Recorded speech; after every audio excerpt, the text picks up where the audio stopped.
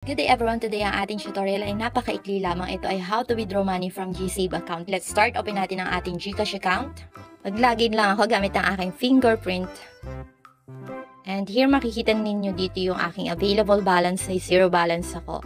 Ngayon pupunta na agad tayo sa GSave para mabilis natin maipapakita sa inyo kung gaano din ba kabilis or kabagal magre-reflect yun sa aking GCash balance. Ayan, habang loading pa mga kabomboms, kung hindi pa kayo nakasubscribe, pakisubscribe naman and pakilike na din. Thank you and stay blessed. Here, itap lang natin yung GSave by CIMB. And dito makikita natin yung ating total savings balance. Makikita rin natin dito yung withdraw sa yung deposit. Katulad ng sabi ko sa inyo, meron tayong tutorial kung paano ba makapag-deposit dito. By the way, makikita nyo din dito yung kanilang interest, 2.62% annually. Pero alam nyo ba mga kabomboms na mas mataas yung interest na ibibigay nila pag nilink nyo to sa may CIMB app. Meron tayong tutorial niyan at napakabilis lang din yan. Ilalagay ko yung link sa may comment section para mas madali nyo mapuntahan. Kasi doon meron sila mga sinisend kapag meron sila mga pa-promo. Maganda na updated nga tayo sa mga promos nila, and syempre hindi lang yon dahil alam nyo ba na kapag nilink natin yung ating GSave account sa may CIMB app, magkakaroon tayo ng account doon at makakapag-transfer na tayo ng pera sa iba't ibang bank account. Yes, meron tayong tutorial no ng how to transfer money from GCash to any bank without fees.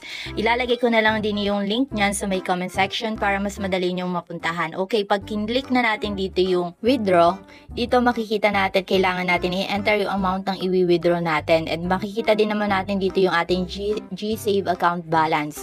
Pwede tayo makapag-withdraw as low as piso, yes. And ipapakita ko sa inyo na napakadaling ang gamitin nitong GSave. Now, itatap ko lang yung next. And here, kailangan lang natin i-confirm yung transaction. And hihintayin lang natin yung authentication code na ipapadala nila sa ating registered number dito sa may GCash. And ilalagay lang natin yun dito. Now, tap lang natin yung submit code. And hintay lang natin ma-process yung ating transaction, and there you go, mababasa natin agad yung GSave withdraw success, and makakapagpadala agad sila sa inyo ng notification. Mababasa natin yung message from GCash na nakapag-withdraw nga tayo ng piso. Okay, close lang natin to. Dito sa ating GCash balance, kapag hindi pa nag-reflect, kailangan lang natin i-refresh yung ating account. And tada! Ayan, nag-reflect na sa ating available balance yung ating withdraw from GSave. By the way, kung gusto ninyong mag-withdraw and hindi nyo alam gumamit ng ATM machine, meron tayong tutorial ng how to withdraw money from ATM machine.